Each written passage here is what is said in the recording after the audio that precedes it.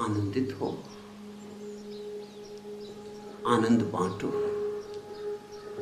और जो आनंदित है वही आनंद बांट सकता है, स्मरण रखो। दुखी दुखी बांट सकता है, हम वही बांट सकते हैं जो हम हैं। जो हम नहीं हैं उसे हम चाहें तो भी नहीं बांट सकते। इसलिए तो इस दुनिया में लोग ऐसा नहीं है कि दूसरों को सुख नहीं देना चाहते। कौन माँ बाप अपने बच्चों को दुख देना चाहता है?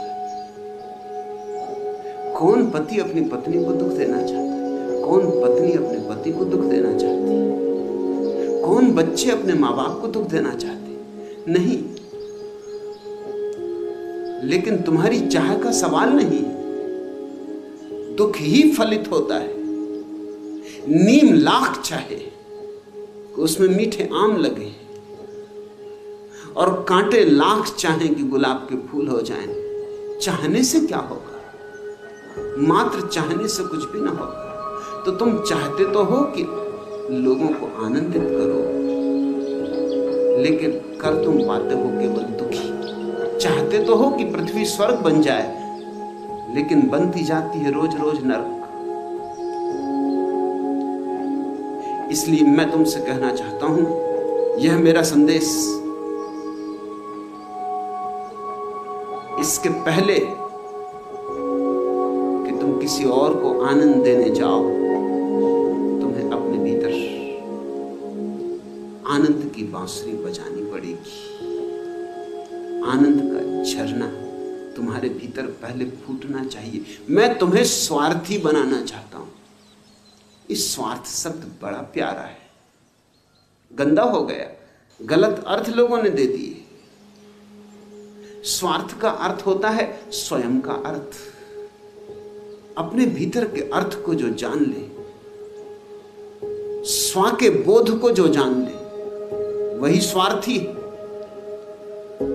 मैं तुमसे कहता हूं स्वार्थी बनो, क्योंकि तुम्हारे स्वार्थी बनने में ही परार्थ की संभावना है। तुम अगर स्वार्थी हो जाओ पूरे पूरे, और तुम्हारे भीतर अर्थ के फूल खिले, आनंद की ज्योति जले, रस का सागर उमड़े, तो तुमसे परार्थ होगा ही होगा। इसलिए मैं सेवा नहीं सिखाता, स्वार्थ सिखाता हूं। मैं नहीं कहता कि किसी और की सेवा करो, तुम कर भी ना सकोगे। तुम करोगे तो भी गलती हो जाएगी।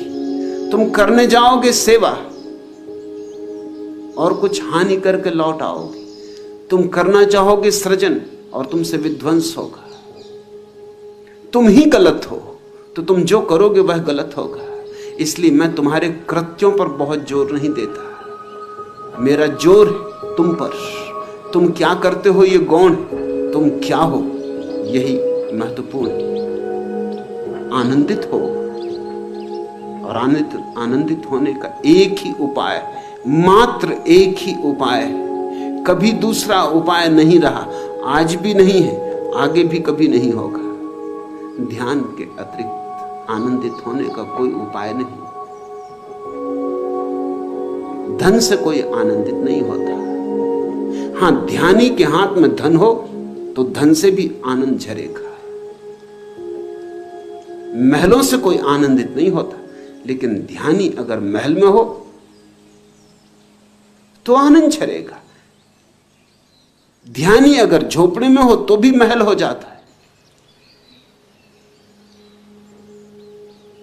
ध्यानी अगर नरक में हो तो भी स्वर्ग में ही होता है। ध्यानी को नरक में भेजने का कोई उपाय ही नहीं। वह जहां है वहीं स्वर्ग है, क्योंकि उसके भीतर से प्रतिपल स्वर्ग आविर्भूत हो रहा है। उसके भीतर से प्रतिपल स्वर्ग की किरणें चारों तरफ झर रही हैं। जैसे वृक्षों में फूल लगते हैं, ऐसे ध्यानी में स्वर्ग लगता है। मेरा संदेश है, ध्यान में डूबो। और ध्यान को कोई गंभीर कृत्य मत समझना। ध्यान को गंभीर समझने से बड़ी भूल हो गई। ध्यान को हल्का फुल्का समझो, खेल खेल में लो।